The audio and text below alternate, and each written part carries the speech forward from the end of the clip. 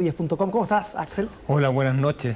Varios puntos que analizar. Solamente, mira, en estas entrevistas que hizo Diego, hay varios puntos relevantes que incluso no se trataron en el debate mismo. Por ejemplo, lo que dice Paula Narváez respecto al centro. Respecto al centro, dice, no siempre hemos tenido apoyo desde el centro, una clara alusión a la democracia cristiana. Jasna Proboste se queja del tono en que le interpelaron los otros candidatos, y Carlos Maldonado dice, no sé cómo quiere que le preguntemos. Partamos por ahí el análisis. Sí, había harta sensibilidad hoy día, pero lo importante es que, a ver, tratando de hacer un resumen ya, porque ya tengo medio mezclado el debate de la mañana, el de la noche, las declaraciones, todo. Yo creo que lo importante, bueno, primero hay mujeres, eso es súper valorable, le dan otro tono al debate. Yo creo que venían algunas cositas ahí, se demoraron en salir, la primera hora fue muy de guante blanco, después empezaron a salir algunas diferencias, algunos rencores que se tenían ahí guardados, antiguos, sí. Cosas del 19 de mayo, lo cual le dio un poquito más de sabor a este debate. Pero así como en resumen, yo creo que los tres tienen una relación, como dirían los psiquiatras, y media doble vinculante con la concertación, porque entran y salen como a veces muy cómodos, dependiendo de la fortaleza programática que tiene o tuvo en términos de logro de la concertación, y a veces se incomodan. Yo diría que en ese sentido Maldonado fue el que al principio dijo, yo fui ministro de Bachelet sin ningún problema. Después Paula Narváez dice, pero yo fui un año 4 meses, yo no sé cómo leerlo eso, como si fue poco tiempo o mucho tiempo. Me quedó la duda también. A mí así como que me quedó en el aire. Y Jasna Proboste en un minuto, sí, porque yo fui ministra, y ahí le pregunta, ¿pero usted fue orgullosa de ser ministra? Sí, 2 veces. Entonces, no se logran deshacer de este, yo no sé cómo llamarlo ya, porque para algunos puede ser una carga y en un minuto puede ser algo que lo ayude. Eso como telón de fondo. Ahora, el diagnóstico en general es bien compartido, o sea, el diagnóstico en el cual se paran los 3 candidatos es bastante compartido, pero la actitud de ellos es distinta. Y ahí yo noto diferencia con respecto a cómo enfrentan este debate. Creo yo que, haciendo como un repaso general, porque en términos de transmisión de ideas, lo que más quedan son las actitudes, las emociones que se transmiten en general. Así como en el debate hace ya 3, 4 semanas, ¿se acuerdan de Apruebo Dignidad? Donde la gente decía, este está enojado, este está relajado, este está tenso. O sea, aquí las emociones son muy importantes, y en ese sentido yo siempre vi a un Carlos Maldonado muy parejo, como él no tengo nada que perder, sí. Todo es ganancia. Aquí él entró, o sea, desde el comienzo, él está en una actitud de todo para adentro, todo le sirve. Paula Narváez afirmaba mucho en su programa, ella siente que ese es como el pilar, y claro, y Jasna Proboste asume un rol más, yo diría que más consciente de estar en una posición más cómoda con respecto al respaldo, y asume menos riesgo en ese sentido, y es aunque a veces habla mucho más como presidenta del Senado que como candidata. Y ahí la actitud son distintas. Sí. Entonces, eso fue muy interesante. Ya que lo mencionas, antes de ir al detalle, y vamos a estar revisando momentos importantes del debate, mencionabas el debate de Apruebo Dignidad, que al parecer definió mucho el resultado, ¿no? Los debates en este caso fueron muy relevantes. Yo diría que fueron, y fueron la razón por la cual las encuestas se equivocaron. O sea, porque todo el mundo dice que se equivocaron las encuestas, pero las encuestas en general fueron hechas todas 25 o casi un mes antes de la elección. Y lo que sucedió en los últimos 15 días, a mí que sigo elecciones no me había tocado verlo desde que hacemos votaciones en Chile, desde el año 90, algo que se desencadenara en los debates. Y yo diría que fueron clave. Así como la actitud para ir a votar o no ir a votar, lo que generó esos debates es lo mismo que estamos hablando ahora. Son sensaciones acerca de cómo la persona enfrenta esto.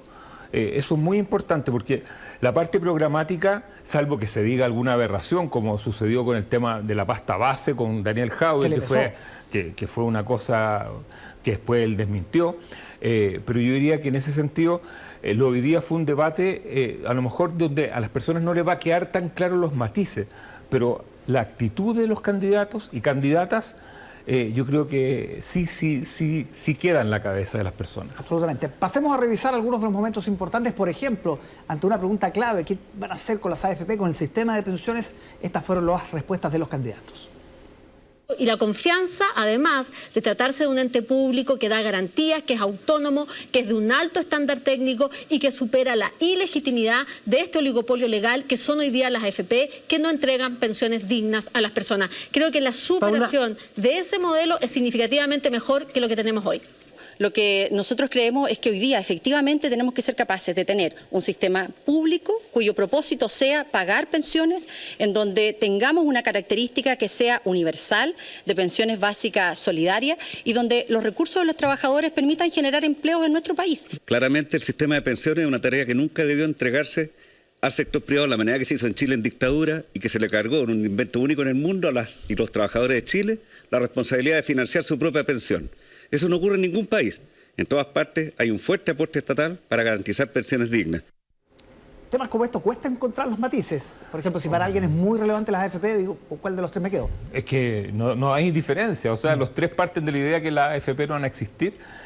A mí lo que eché de menos es la pregunta que está detrás de todo esto. Es de dónde va a salir la plata para hacer todo, porque entran y salen del Estado y un punto del PIB, 2 puntos del PIB, que vamos a hacer vamos a garantizar una serie de cosas.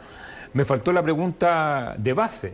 Bueno, ¿cuál va a ser la visión de desarrollo que va a permitir financiar todo este conjunto de reformas? Porque una cosa es jugar Metrópoli, porque en el fondo uno dice, bueno, aquí están jugando Metrópoli, o sea, como que la plata está dada por hecho, o sea, viene el cajero y te reparte los billetes de papel, pero no escuché a ninguno de los tres decir, bueno, mi estrategia de desarrollo para generar la riqueza que el Estado va a emprender con respecto a la sustitución de la AFP, no lo escuché.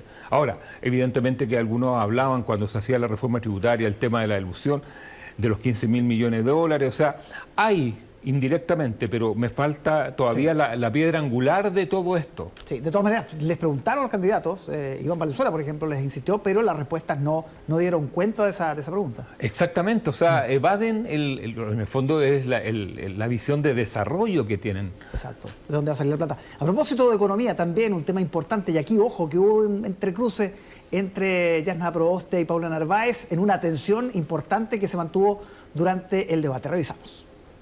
Que si la situación de la pandemia sigue generando necesidad de mantener el confinamiento y la restricción de la movilidad, un ingreso familiar de emergencia como el que hemos conocido hasta ahora se va a tener que extender y prolongar, que es algo que hoy día debiéramos ya tener certeza de parte de este gobierno. Hay muchos que se disfrazan de pymes para obtener beneficios tributarios. Pero no vamos a terminar con eso porque no todas las pymes son verdaderas pymes. ¿Va a subir el salario mínimo entonces? Vamos a subirlo y también tenemos el objetivo de llegar a 500.000 pesos, pero insisto, estamos planteando estudiar la posibilidad de un salario mínimo complejo, es decir, que sea diferenciado según tamaño y rentabilidad de la empresa. Bueno, muchas gracias, Mónica. Nosotros vamos a poner a Jorge Marchal a cargo de nuestro programa. Eso a propósito de un plan Marshall que mencionó Paula Narváez, ¿no se rió la candidata, eso sí, con esa talla? No, pero si de repente se tiraban sus cuitas ahí, tenían algunos temas pendientes. Yo diría que el tema que más guardó fue el de Carlos Maldonado sobre hacia Jasna Proboste, esta cosa que se la dejó para el final, y después Jasna le dice, bueno, dime las 3 medidas de Pedro Aguirre Cerda, así como... sacándola al pizarrón. Sacándola al pizarrón, pero así, enumérame las 3 medidas, y claro, que Carlos Maldonado sale jugando ahí con respecto a la generalidad de gobernar y educar y la vocación del Partido Radical. Pero existían esas diferencias, lo cual le dio un poquito más de sabor, porque realmente estaba como medio plano a esa altura el debate. Los primeros minutos fueron así. Les preguntaron también a los candidatos las diferencias con Gabriel Boric. ¿Por qué, si hay muchos momentos o hay varios pasajes de los programas que se parecen al candidato de Apruebo Dignidad, por qué no elegir al original y elegir a alguien de Unidad Constituyente? Esto respondieron. Respeto a Gabriel y respeto el ansia de cambio social que representa Apruebo Dignidad. Creo que nosotros ofrecemos mejores garantías de combinar adecuadamente esos 3 factores. Los cambios sociales profundos que se necesitan de verdad con la estabilidad política y el progreso económico. Creo que lo representamos de mejor manera. Pero, por cierto, tenemos que construir mayoría. Yo echo de menos de parte del programa de Gabriel una visión quizás más integral de propuesta de gobierno. Hay mucho listado, por decirlo así, de cosas que se desean y que por lo tanto podemos estar muy de acuerdo, pero nuestro programa tiene la característica, diría yo, de transmitir una visión de país que integra los temas. Lo segundo es que tampoco veo más detallado un plan de recuperación post-pandemia más específico. Y el otro no tiene que ver con un tema más bien programático, sino que tiene que ver con el tema de gobernabilidad. Y es que yo creo que tenemos una diferencia con Gabriel, valorando mucho su proyecto político y su liderazgo político, pero creo que le faltó en un momento clave de este momento que estamos viviendo la fortaleza para con su liderazgo convencer a su propio partido político de llevar adelante un acuerdo que él había tomado para un pacto, para una primaria como fue la del 18 de julio y que él no pudo lamentablemente concretar. Sí, esa crítica a Boric es una pasada de cuenta, sí. O sea, en el fondo decirle, mira, en realidad tú no eras el líder o no fuiste el líder cuando se necesitaba para que me dieran la pasada a mí para poder participar en la primaria. Exacto. No te la jugaste. Es decir, dejaste que otros tomaran la decisión. En el fondo está aludiendo al PC, que fue la que generó los vetos, aparentemente, porque uno nunca va a saber estas cosas, el veto de no solamente el Partido Socialista, sino que el PPD, Partido Socialista, por el PPD. Entonces ahí Paula le pasa la factura a Boric y nuevamente parte su discurso afirmándose en el programa, porque de lo que yo he mirado, el programa de Paula Narváez es bastante consistente, es decir, es un programa muy trabajado y sí, efectivamente tiene una visión, o sea, tiene una coherencia que yo veo a los otros dos programas todavía no tan fortalecido en eso. Eché de menos, yo pensé que al menos cuando se mencionó Boric y todo esto, iban a mencionar el concepto de gobernabilidad. Por lo menos cuando vinieron aquí a Tele 13 Noche, casi todos hablaron de esa gobernabilidad y ese plus que le daría sobre el Frente Amplio, sobre Unidad Constituyente. ¿Qué pasó con ese concepto que hoy día pensé, no sé si te pasó, que iba a estar más presente en el debate? Se tocó, hubo una parte especial de la gobernabilidad. Lo que ocurre, me da la impresión de como que Unidad Constituyente lo da por sentado. Sí, y eso tiene, o sea, como eso dicen, bueno, nosotros ya hemos gobernado, son parte de los 30 años, o sea, hemos gobernado, por lo tanto, para nosotros el tema de la gobernabilidad no es tema.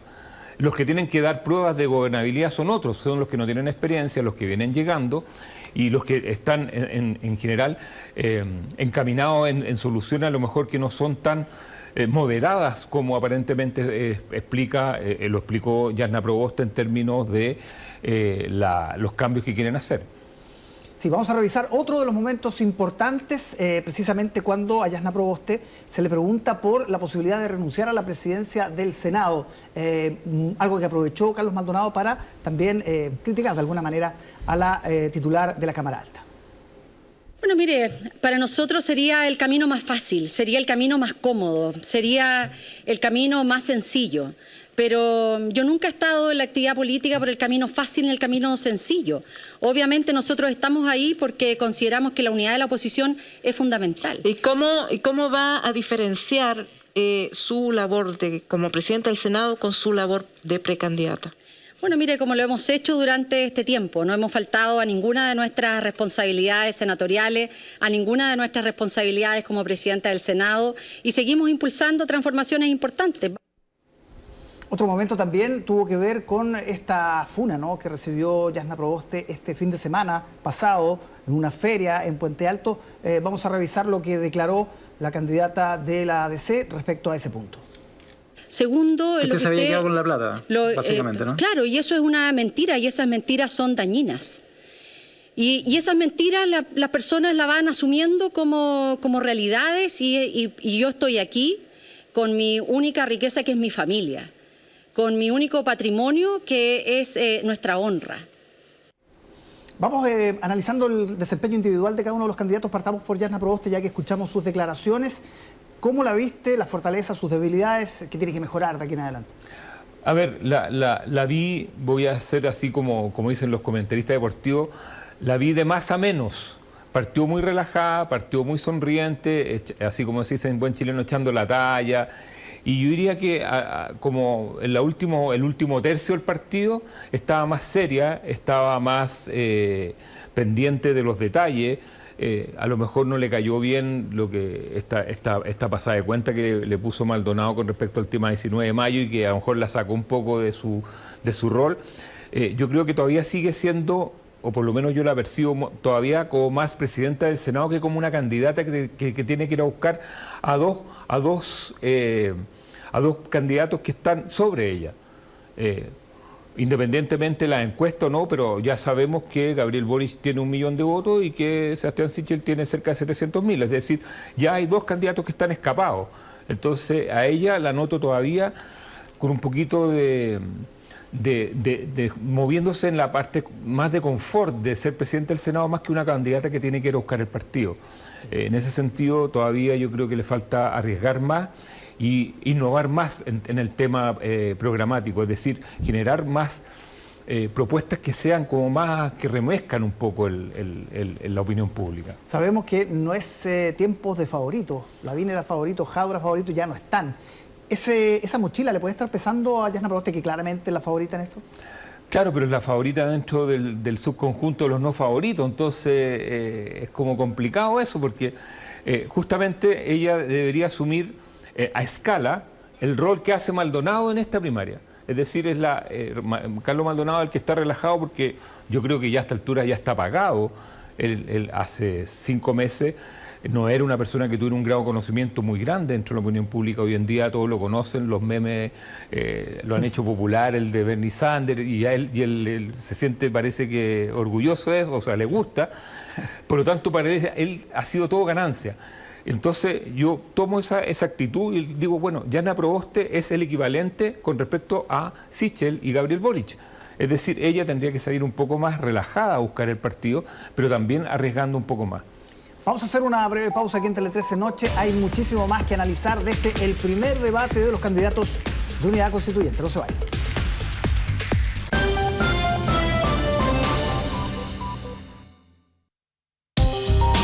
Ya volvemos. El análisis del debate, el primero de los candidatos de Unidad Constituyente. Seguimos con Axel Calliza aquí en el estudio para analizar ahora el desempeño de Paula Narváez, que de alguna manera tiene el carácter de retadora en este caso. Las encuestas no la han acompañado hasta ahora. No hay ninguna que le haya dado más de un 3 o un 4%, según entiendo. Y por lo tanto tiene una tarea bien difícil y tiene que hacer la pega, básicamente. Sí, ha ido remando contra la corriente. Yo creo que esta primaria es obra de ella. O sea, sí, porque, bueno, de Carlos Maldonado, pero la sacó a pulso. Yo diría que en ese sentido es un valor, ha mostrado una perseverancia. Y en el debate yo la vi así como a Jasna Proboste, la vi al revés. Partió muy apretada, partió muy vocera, como se dice, vocera con B corta, y se fue soltando y al final se le vio muy relajada. E incluso en un minuto casi era como el árbitro entre estas púas que se tiraban entre Jasna Proboste y Carlos Maldonado, lo cual le generó un espacio más de confort para poder explicar la idea. Yo creo que lo de ella es el programa, ella se siente ahí muy segura con ese programa y por lo tanto lo que hace es tratar de comunicar cuáles son las distintas visiones con respecto a eso. Yo diría que en ese sentido ella se apropió un poquito más del feminismo dentro del debate, lo cual nunca es malo. O sea, porque Jasna Proboste trató de incomodar a Carlos Maldonado con esta cosa de patriarcal, de generar como ahí una falsa disputa, y mientras que lo que asumió Paula Narváez fue una cosa de ponerse aquí como, sí, en realidad el feminismo, y fue muy empática con las preguntas que le hicieron a Jasna Proboste. Ella no trató de salir a pillar a uno o a otro, sino que es más bien a generar oportunidades para que pudieran desplegar. A mí me dejó bastante satisfecho cómo terminó Paula Narváez más que cómo comenzó. Vamos a revisar una respuesta cuando le preguntan respecto a cuál es su espacio en esta primaria, aludiendo precisamente a lo que tú dices, Axel, a su programa. Revisemos. Y hoy día, bueno, pueden haber personas que se sientan identificados en otro espacio, en un espacio tradicional vinculado a la democracia cristiana, y otras personas que se sienten mucho más vinculadas a un espacio nuevo, con una generación nueva de recambio, como es justamente la candidatura que yo represento. Es interesante eso, porque ella se representa a sí misma como la renovación, en desmedro o en perspectiva con la misma Jasna Proboste, a quien apuntó y estaba a su lado. Sí. ¿Es la renovación, Paula Narváez, se pregunta uno? Bueno, o sea, podría haberlo sido si no hubiera sido por Boric o por Sichel, porque ellos aparecen con mucho menos edad, no es por ser indiscreto, pero Boric tiene 35 años. O sea, claro, ahí hay renovación, o sea, está en renovación que están ahí al borde o sea, recién... De la mínima. De la mínima, entonces... y Paula Narváez ya fue ministra, es una persona que ya lleva bastante tiempo en política. Y claro, ella trata de apropiarse de ese espacio, porque de una u otra forma, a mí lo que yo me ponía en el lugar de un extranjero que ve este debate y uno le pregunta, bueno, ubícame políticamente a los tres candidatos, porque al principio Jasna Proboste tomó el bastón, así en términos de Juegos Olímpicos, toma la posta y asume como la postura más de izquierda dentro del debate. Y Maldonado yo diría que la más moderada. Entonces, de una u otra forma, yo ahí vi incómoda a Paula Narváez porque no estaba muy bien identificada con respecto al mapa político. Y al final se fue subiendo, nuevamente por su programa, a este progresismo, pero todavía yo creo que le falta más identidad política a Paula Narváez y no sé si el tema de la renovación dentro de ese subconjunto, porque la gente no mira esa primaria, mira al conjunto del tablero. Sí, ahora el dedazo, el pronunciamiento de Michelle Bachelet, ¿le sigue pesando, sientes tú? Es que fue hace, o sea... 7 meses. 7 meses, y 7 meses en este año son como 3 años en un año normal, o sea, ha pasado mucho tiempo. Claro, pero es el origen de la candidatura. Exactamente. Bueno, ellos dicen que no necesariamente fue el dedazo lo que designó, sino que un movimiento de mujeres que genuinamente querían presentar una candidatura y que insospechadamente Michelle Bachelet adhirió. Si nos quedamos con esa versión, el dedazo le permitió saltar a la palestra de inmediato, y lo que ha pasado después ha sido que esa energía inicial no necesariamente la ha podido sostener con respecto a crecer en las encuestas que ella misma decía que estaban todas, o sea que ella dijo, bueno, todas las encuestas se equivocan, como echándole la culpa al termómetro, o sea, algo que tampoco uno puede hacer en política, porque como creo que fue Iván Valenzuela o alguien que le dijo, bueno, cuando típico de los candidatos que no van ganando, que se ensañan con el termómetro. Los candidatos que no marcan, se ensañan con el termómetro. Hay otro momento también donde a Paula Narváez le preguntan por esa noche, ¿no? La noche de los vetos, cuando finalmente no prospera esta alianza entre el Partido Comunista, el Frente Amplio y el Partido Socialista. Revisemos lo que dijo Paula Narváez respecto a lo que hubiese pasado si esa alianza se hubiese concretado. El esfuerzo mío siempre ha estado puesto en la unidad más amplia de la oposición, desde la Democracia Cristiana hasta el Partido Comunista, pensando en los desafíos que Chile tiene, que necesitamos una enorme mayoría. Creo que una primaria entre tú y yo en ese momento habría sido una fragmentación de esa unidad esperada, porque habríamos llegado entonces a la primera vuelta con 2 candidaturas, una candidatura que hubiese surgido de la primaria entre tú y yo, más una candidatura de la Democracia Cristiana. ¿Quién sabe lo que hubiera ocurrido, va? Es verdad. O sea, yo la verdad es que a esta altura de la noche no sé qué es lo que habría pasado, porque los debates fueron tan impredecibles, lo que sucedió en Apruebo Dignidad con lo que sucedió en el debate Chile Vamos. Cuando uno revisa, perdón que me cambie de debate, pero cuando uno revisa ciertas imágenes del debate de Chile Vamos, se da cuenta que pasaron más cosas de las que yo mismo me di cuenta en ese minuto a la luz del resultado, con el diario El Día Lunes, como se dice. Entonces, cuando Paula Narváez dice, bueno, en realidad nos habríamos fragmentado, o sea, capaz que ella hubiera estado ahí arriba y Jasna Proboste no habría podido emerger, o sea, con la cantidad de cosas que pasan, insospechado. En esa fecha todavía estaba en pleno despliegue, diría yo, lo de los mínimos comunes, que ha sido como la gran base de Jasna Proboste. Todavía no se tenían los frutos de eso. Así es, estaban como partiendo los mínimos comunes y rápidamente fueron topados por los primeros debates de Apruebo Dignidad y de Chile Vamos. Y ahí uno decía, bueno, Jasna Proboste, yo mismo decía, ¿va a pasar el invierno o no va a pasar el invierno? Ahora, aparentemente ha logrado pasar el invierno porque no hubo invierno en Chile, o sea... Las temperaturas de hoy día, sobre los 27 grados. O sea, ha pasado como esta falsa primavera. Sí. Totalmente. Otra pausa aquí en Tele 13 Noche, ya regresamos con más, analizamos los desempeños de los candidatos esta noche.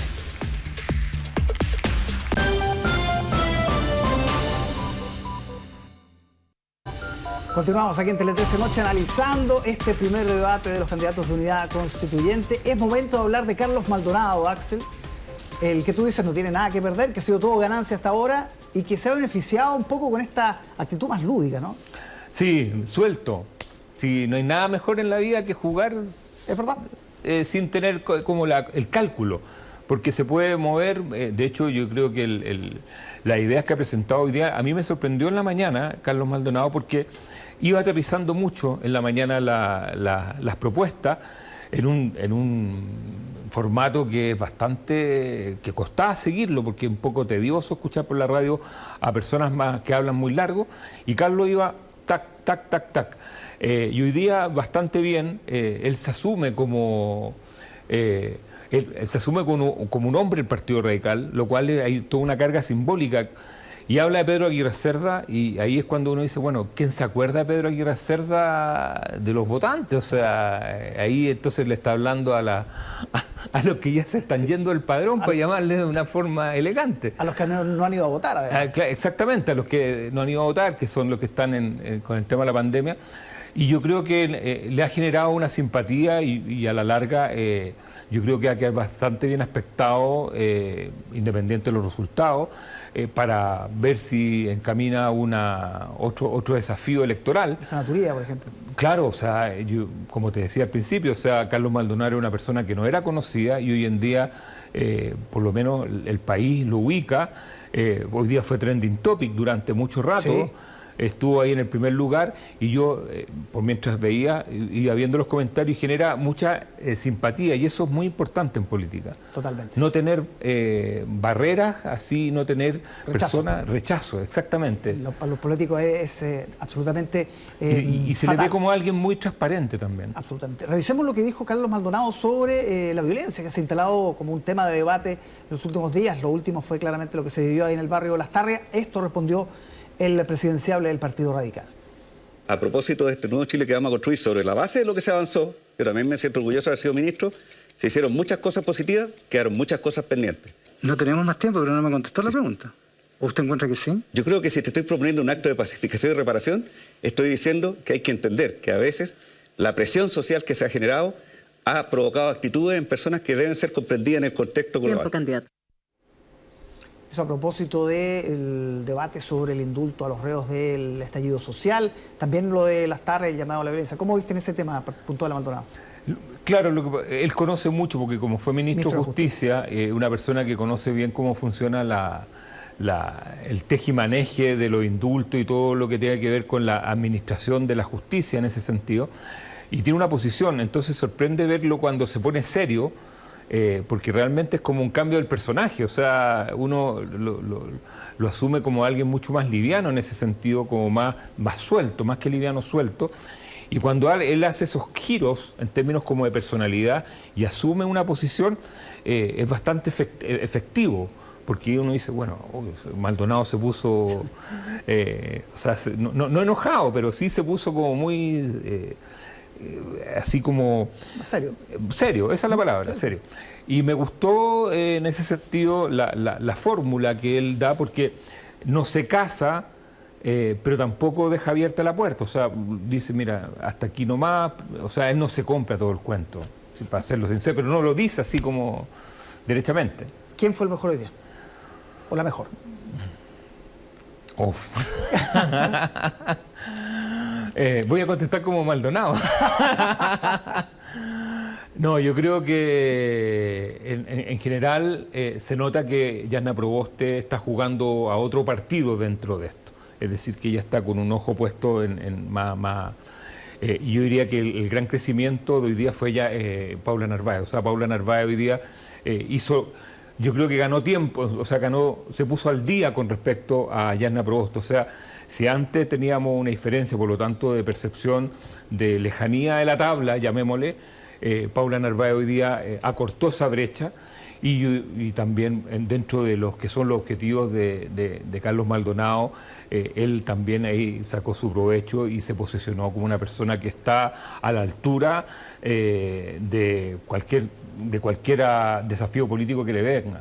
Pero yo creo que Yanna Proboste hoy día jugó un poco más a la segura, si se puede poner, y mostró eso. Pero yo creo que todavía no se saca el traje de presidente del Senado, y si no toma los riesgos que tiene que hacer de mirar hacia los que están arriba, yo creo que va a ser bastante difícil su candidatura en ese sentido. Puede ser una complicación. Quedan pocos días, 21 de agosto es la primaria, así que esto se juega en una cancha corta. Sí, o sea, y así para hacer un resumen, este debate, yo no sé si van a haber otros, pero me imagino que tienen que ser un poco más arriesgados, porque en el fondo la pérdida para todos es que si en este debate llegan 100.000 personas o 200.000 personas, quedan prácticamente fuera de competencia de entrada. Absolutamente, la participación va a ser clave. Axel Callis, muchísimas gracias por acompañarnos nuevamente en este análisis. A todas y a todos. Este análisis post-debate, muchas gracias. Nosotros llegamos